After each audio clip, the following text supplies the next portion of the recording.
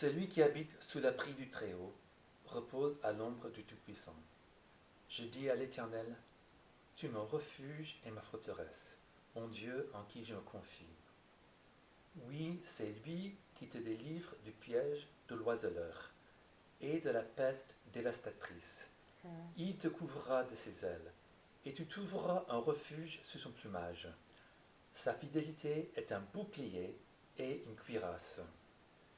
Il est bon de te louer, Éternel, et de célébrer ton nom très haut, d'annoncer le matin ta bonté et pendant la nuit ta fidélité.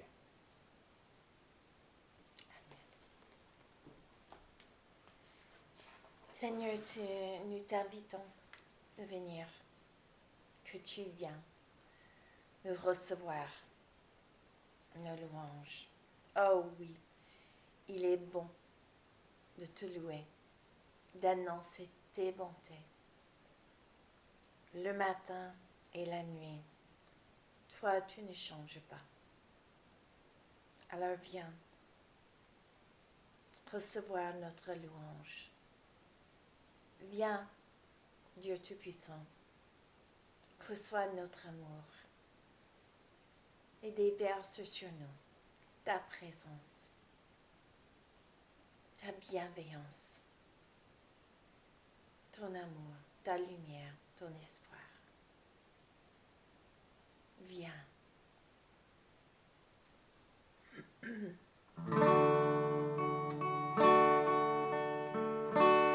Au-delà des océans, tu es venu me chercher. Au-delà de mes tourments, ton amour a triomphé. Montre-moi la splendeur et la beauté qu'il y a à t'obéir. Es-tu prêt à se confier à ta voix?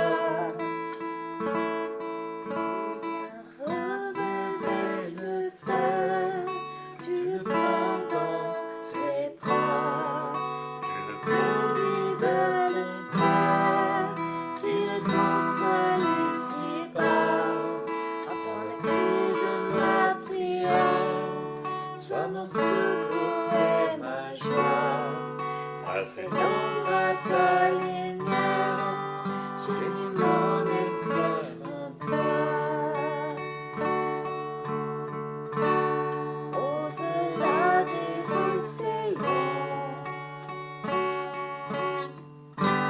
tu es venu me chercher. Au-delà de mes tourments, ton amour a triomphé. Montre-moi la splendeur et la beauté qu'il y a à t'obéir. Es-tu prêt à se confier à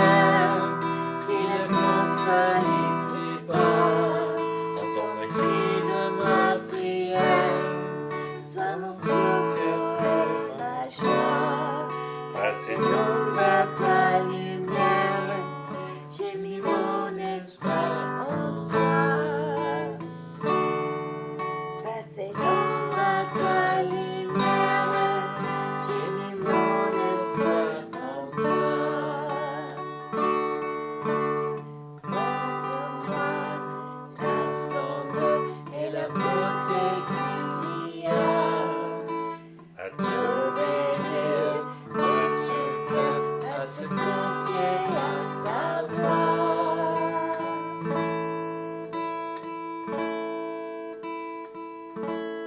Tu veux relever le feu, tu le prends dans tes bras, tu le conduis vers ton cœur, tu le consoles ici-bas.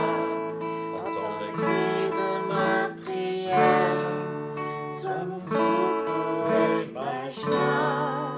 Passer l'ombre à ta lumière, j'ai mis mon espoir en toi. Passer l'ombre à ta lumière, j'ai mis mon espoir en toi.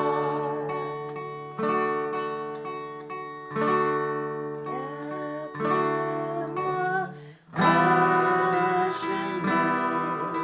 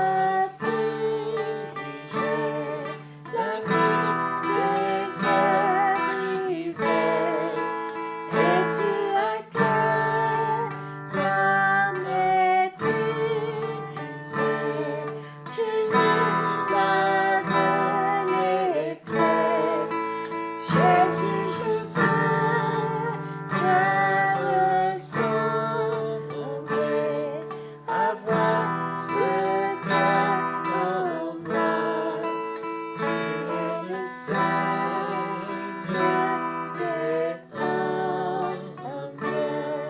Oui, tu es l'homme, le roi.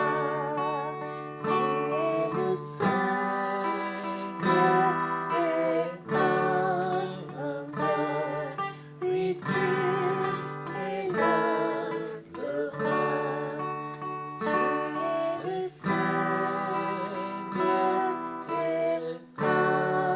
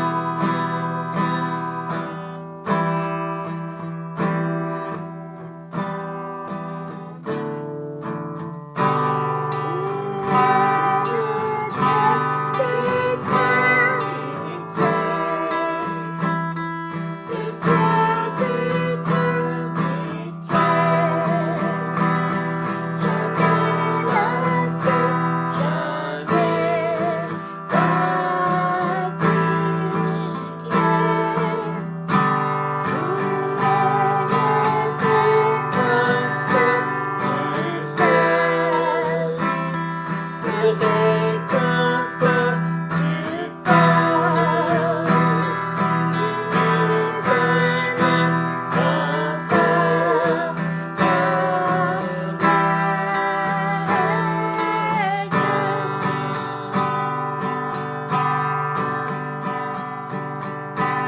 Notre foi sera renouvelée en nous attendant à Dieu. Nous nous attendons à Dieu. Notre foi sera renouvelée en nous attendant à Dieu. Nous nous attendons à Dieu. Notre foi sera renouvelée en nous attendant à Dieu. Nous nous attendons à Dieu. Notre foi sera renouvelée en nous attendant à Dieu. Nous nous attendons à Dieu. Tu règnes à jamais, Seigneur. Espoir, puissant, libérateur.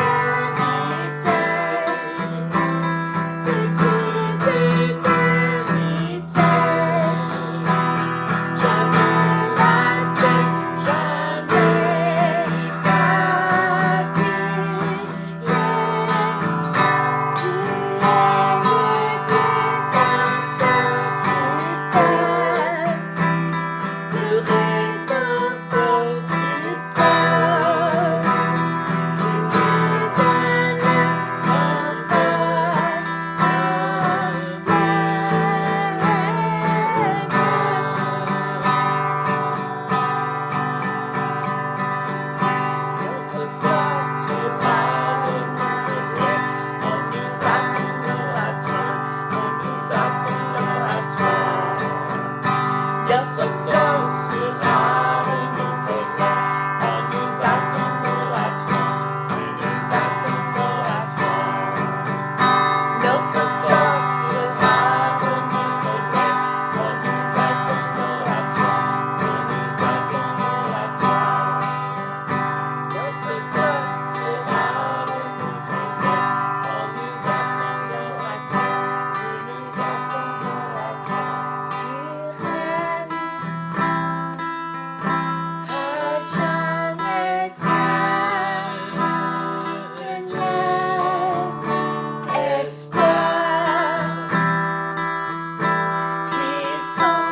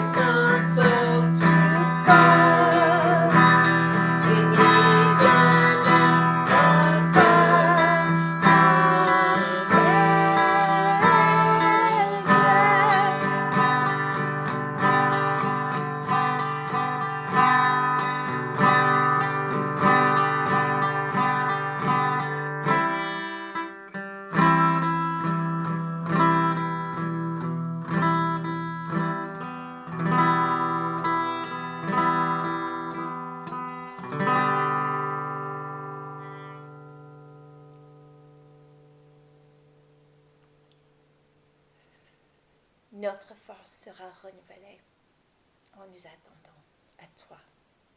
Alors nous nous attendons à toi. Ces jours tellement bizarres,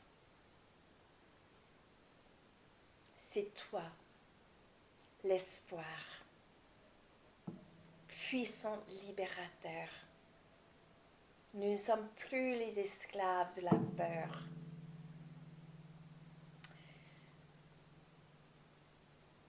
Nous sommes les enfants de Dieu. Nous sommes les enfants de Dieu. Et je veux prier tout particulièrement pour chacun d'entre nous qui a vraiment subi la crainte et la peur. Que l'Esprit Saint vienne maintenant se poser sur toi. Et que sa présence, sa lumière t'inonde, t'entoure, t'éblouit. Que tu sois ébloui par son amour. Que tu entends les chants qui chantent sur toi. Chants de délivrance, chants d'amour, chants d'espoir.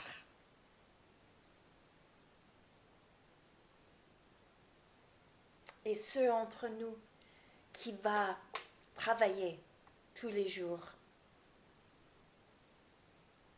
Je veux prier pour toi, pour vous.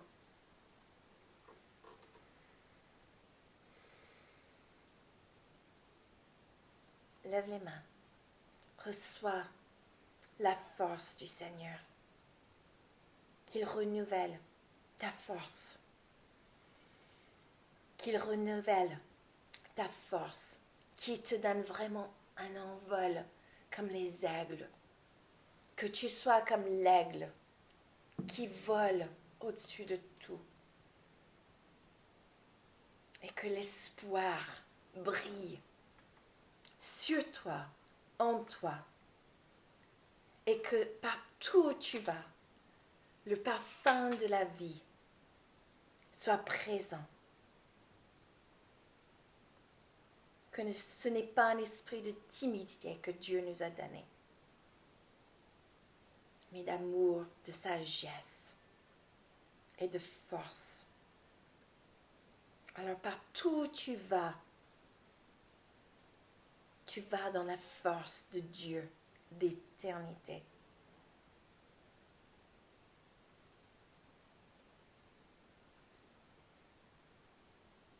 Il fond la mer devant toi et tu la traverses en terre sec.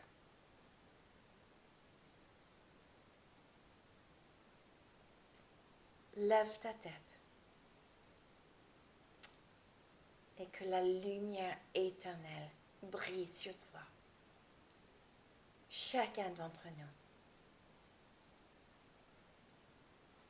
À ton nom seul, Seigneur, soit honneur et gloire, autorité, louange. Nous te bénissons, nous t'adorons. Amen et Amen. Sois rempli de l'Esprit Saint. Sois rempli d'espoir, de lumière, de joie. Sois rempli de la présence de Dieu, d'éternité. Marchez dans ce monde de ténèbres, dans ce monde de crainte, comme les enfants de Dieu, comme les enfants de lumière, comme les enfants de vie. Que le Seigneur te bénisse. Amen. Alors, bonjour, ça fait plaisir de vous revoir. Comme vous le savez sans doute, j'ai vécu 15 jours un peu difficiles. Donc il y a 15 jours, je suis tombé et j'ai fracturé le col du fémur. Alors ça va beaucoup mieux. Merci d'avoir prié pour moi. Je peux me déplacer maintenant avec des cannes anglaises. Voilà. Je ne peux toujours pas poser le pied droit par terre. Mais bon, ça va de mieux en mieux. J'ai beaucoup moins de douleur et je me sens bien autrement. Donc merci. Vous pouvez continuer à prier pour que je dors la nuit. J'ai du mal à dormir la nuit. et bon, que la fracture se consolide comme il faut. Voilà. Et merci de continuer à prier pour Sandra qui s'occupe de moi. Je suis invalide, voilà, quasiment. Voilà, mais merci. Et puis aussi prier les uns pour les autres. Nous avons besoin les uns des autres plus que jamais, plus que jamais. Donc, demander des nouvelles les uns aux autres et prier les uns pour les autres. Et même à ce point de vue-là, nous avons pensé vous donner un peu un défi, c'est mettre les noms de toutes les personnes de l'Église que vous connaissez dans un chapeau, dans une boîte, et puis de tirer au sort, et puis de téléphoner à cette personne cette semaine et de demander une nouvelle, et puis de prier ensemble. Voilà, donc c'est bien. Donc, continuez à appeler les personnes que vous connaissez, avec qui vous parlez régulièrement, à prier avec eux, mais pour vous donner aussi l'occasion de le faire avec quelqu'un avec qui vous n'avez pas toujours l'habitude de parler, ce serait une bonne chose. Voilà. Alors, nous avons des orateurs invités cette fois-ci. Alors, cette fois-ci, on va remonter un petit peu dans le temps. Alors, il y a très peu parmi vous qui ont eu l'occasion d'entendre parler John Wimber. Alors, à vrai dire, il n'est pas le fondateur du mouvement de la vigne. Cet homme s'appelait Ken Gullickson. Mais Ken et John étaient de très bons amis. Et John et son église étaient dans un temps de crise, de changement. Et Ken leur a proposé de se rejoindre à lui et de prendre le nom La Vigne. Et donc, John l'a fait. Et bon, Ken a fini aussi par lui donner la direction du mouvement. Voilà, donc je vous présente John Wimber, qui va nous enseigner, ce sera une introduction à la prière pour les malades, au ministère des guérisons divines. Alors, malheureusement, ce n'est pas la voix de John que vous allez entendre, parce qu'il n'a jamais appris le français, ni il n'a pas eu le don des langues pour parler français, donc il est doublé. Mais voilà, j'espère que vous serez touchés par le message qu'il va nous apporter de la part de Dieu. Alors soyez bénis et donc écoutons ensemble la parole de Dieu. Prions ensemble. Seigneur, que tu utilises ta parole pour inspirer la foi, pour faire naître la foi. Tu nous dis que la foi vient de ce qu'on entend et ce qu'on entend vient de la parole de Dieu. Alors Seigneur, parle-nous ce matin à travers ce message qui date quand même d'une vingtaine d'années, mais elle est toujours d'actualité. Seigneur, parle-nous, touche nos cœurs, transforme-nous pour que nous soyons des disciples comme tu le voudrais, des chrétiens, des petits Christ, qui vivent comme toi, qui aiment comme toi, qui parlent comme toi, qui agissent comme toi, pour apporter ton amour dans ce monde. Aide-nous, Seigneur, au nom de Jésus. Amen.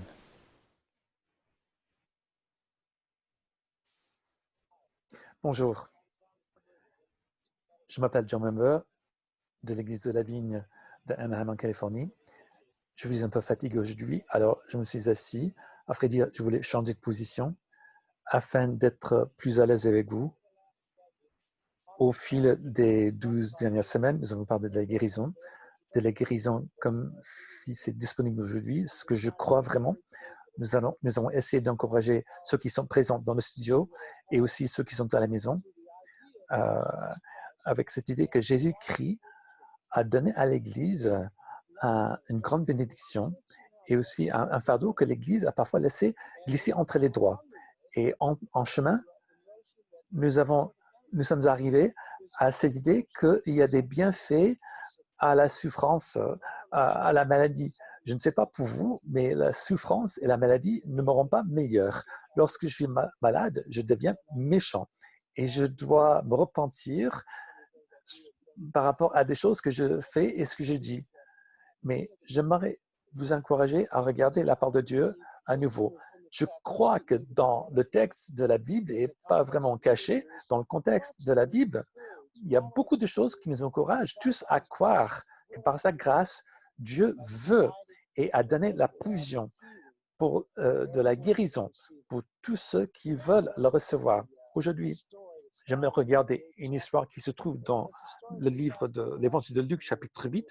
On a passé par-dessus cette histoire en parlant la semaine dernière de la femme avec l'hémorragie et nous allons parler de la préoccupation d'un père pour sa fille. Beaucoup d'entre nous sommes parents et de temps en temps, nos enfants sont malades.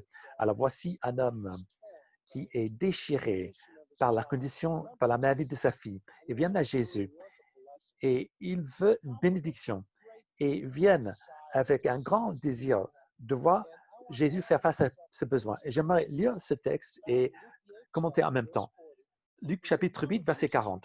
À son retour, Jésus fut accueilli par la foule car tous l'attendaient. Voici qu'arrive un homme du nom de Jairus. Il était chef de la synagogue. Il se jeta à ses pieds et le supplia. Imaginez cela. Imaginez cela.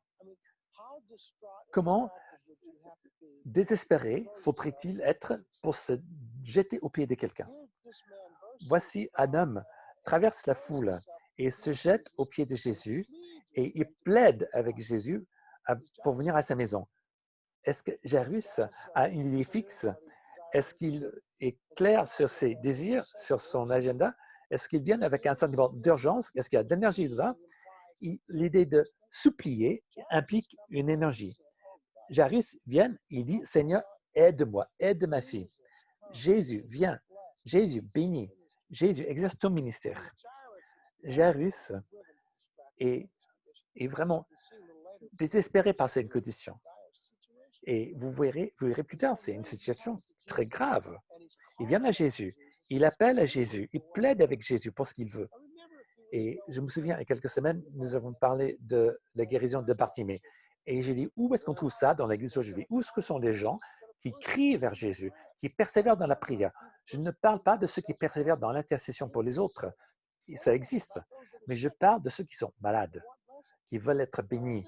Où sont-ils assez courageux pour crier à tue-tête en public comme Bartimée? Où sont ceux qui sont prêts à persévérer, comme la femme avec l'hémorragie qu'on a vue la semaine dernière, qui a traversé la foule et a été guérie par Jésus en conséquence de sa persévérance? Où est ce Père qui vient de son cœur pour dire, Seigneur, fais face à mon besoin? J'aime ces gens. J'aime ces gens car j'étais de l'autre côté pendant des années, j'ai prié pour des gens qui ne sont pas tellement prêts à faire affaire avec Dieu, qui ne sont pas venus en mettant tout sous l'autel, en disant, Seigneur, il me faut quelque chose de ta part, il me faut une bénédiction. Souvent, ils viennent parce qu'un ami les a convaincus ou parce qu'ils ont un tout petit peu d'espoir. Parfois, la maladie est tellement grave qu'ils sont désespérés, mais il y en a peu qui viennent sachant qu'ils ont besoin d'aide, en sachant que Jésus peut donner de l'aide, et ils sont prêts à persévérer pour recevoir cette aide. N'est-ce pas? Voici Jairus, et croyez-moi, il savait qu'il avait besoin d'aide.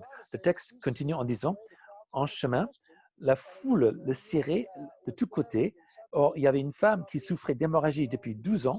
Elle avait dépensé tout son argent. Personne ne pouvait la guérir. Et imaginez le désespoir de Jairus. Jésus, ne t'arrête pas pour elle. Il faut qu'on rentre chez moi.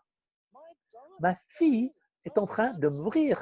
Ma fille est désespérée. Elle a désespérément besoin de guérison. Je vais demander à Jairus un jour, je vais dire, qu'est-ce que tu as ressenti lorsque Jésus s'est arrêté pour cette autre femme? Est-ce que tu avais peur qu'elle avait tout épuisé, sa force pour guérir? Moi, c'est ce que j'aurais ressenti. Il n'aura plus de force pour guérir ma fille s'il s'arrête ici ou quelque chose comme ça. Je soupçonne que Jairus n'était pas tellement patient avec ce processus. Il se précipitait pour que le guérisseur arrive chez lui pour une fille qui est en train de mourir et cette personne s'arrête pour guérir quelqu'un d'autre. De toute évidence, Jésus n'avait pas la même agenda que Jairus, n'est-ce pas? Mais on verra, en lisant le texte, Jésus arrivait juste à temps, tout de suite après la mort de la fille. Regardez avec moi plus tard dans le chapitre au verset 49. Et lorsque Jésus parlait encore, quelqu'un est venu de la maison de Jairus, le chef de la synagogue, en disant, « Ta fille est morte, ne dérange plus le maître. » Imaginez cela. La réponse de Jairus, son cœur à ce moment. Oh, c'est trop tard. Elle est morte. ne dérange plus le maître. Si ça avait été moi et ma fille, j'aurais étranglé le maître. Si c'était dépêché, elle aurait été guérie. Je me moque un petit peu, je rigole, mais j'essaie de vous faire entrer dans les émotions de la situation. Qu'est-ce que les gens ont ressenti? Si le médecin s'arrête en route pour l'hôpital et ta fille meurt, tu vas être fâché avec ce médecin, n'est-ce pas? Mais Jésus était le seul espoir pour Jairus à ce moment. Et il s'arrête en route pour guérir quelqu'un d'autre. Et entre-temps, la nouvelle vient que la fille de Jairus est décédée. Je suis certain que le niveau de désespoir et de déprime et le manque d'espoir était tellement puissant en ce moment chez Jairus, il fallait toutes ses forces pour ne pas se jeter par terre et sangloter. Je suis sûr qu'il a pleuré. Mais continuons. Ce n'est pas la fin de l'histoire.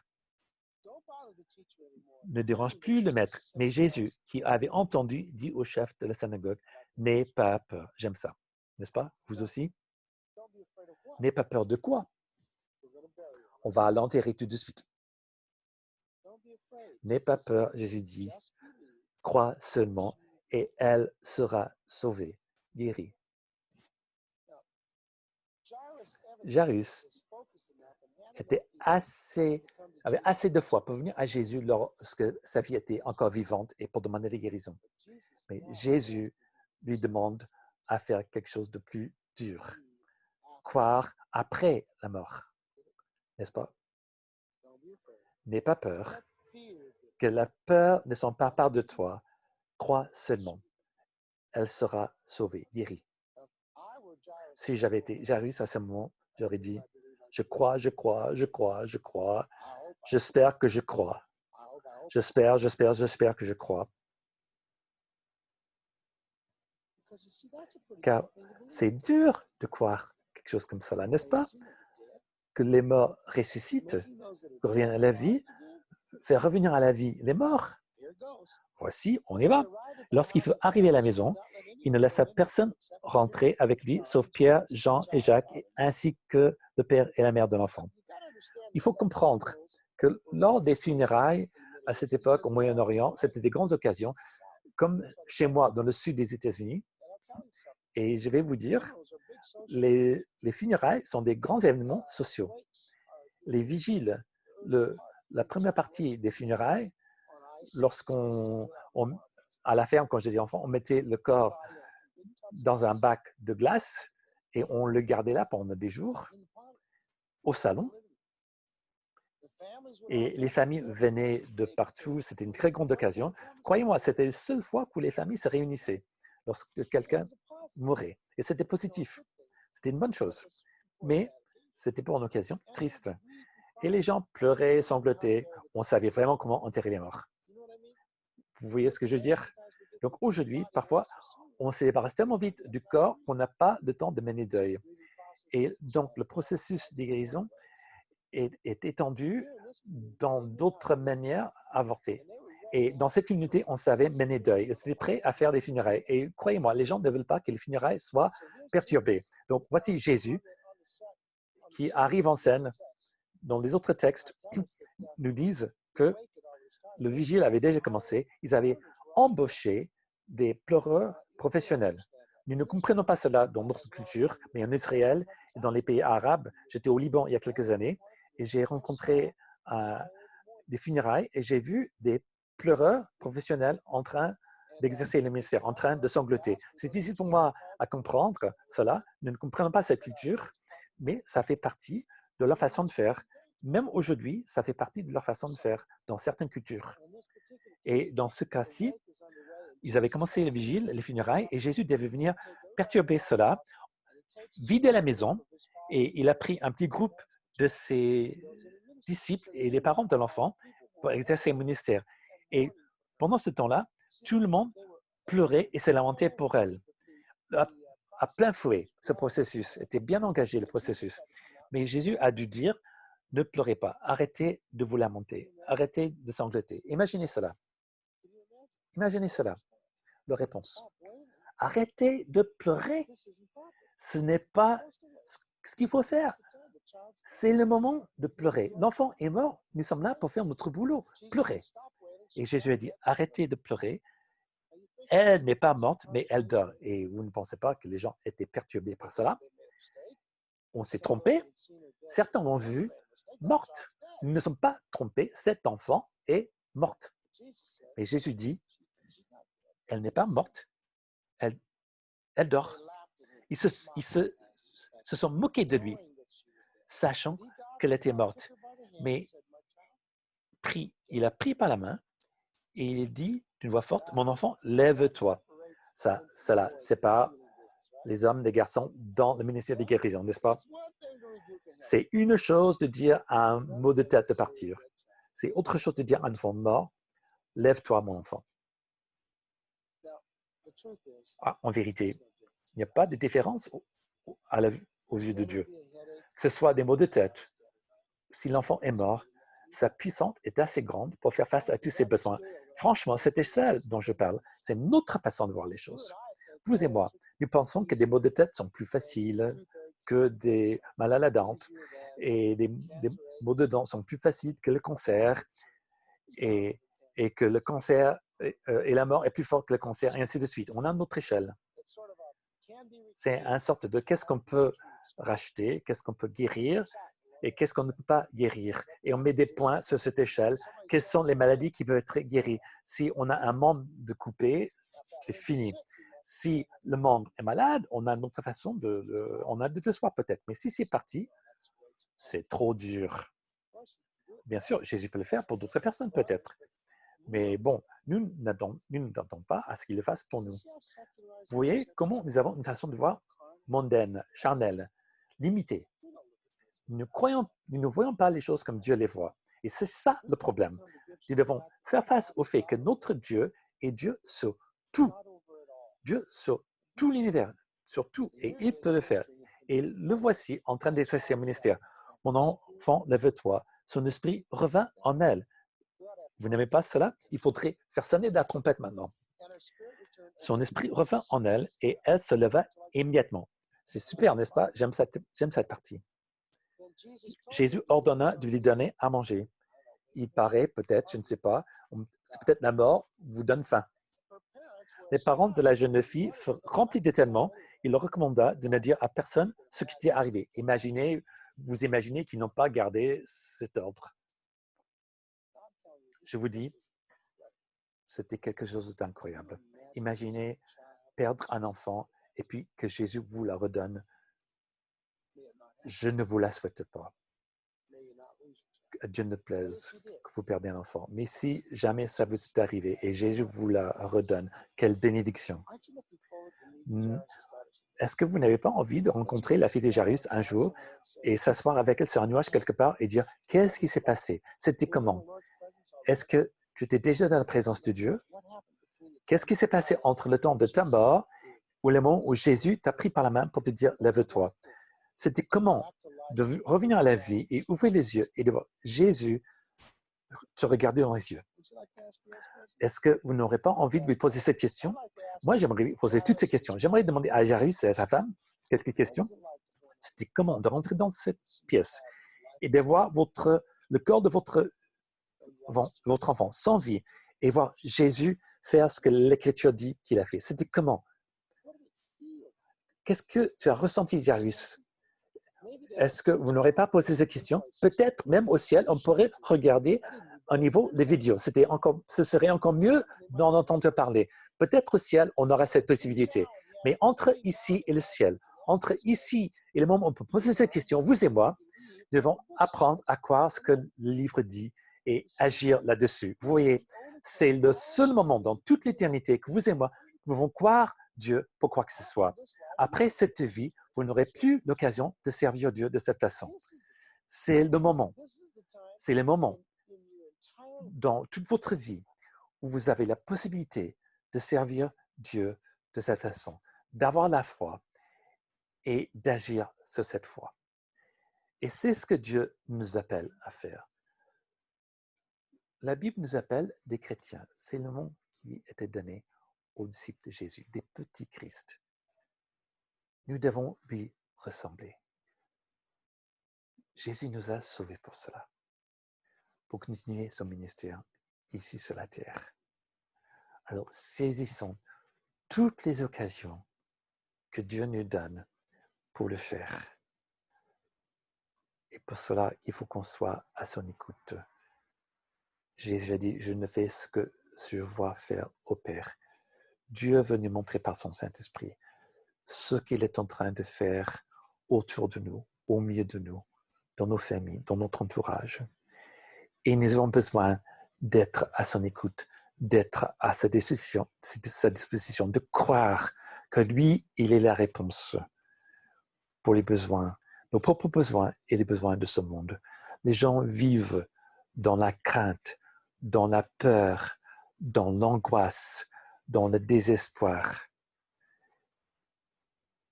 Mais Jésus est l'espoir du monde. Et nous pouvons apporter Jésus à ce monde perdu. Et c'est ce qu'il nous appelle à faire.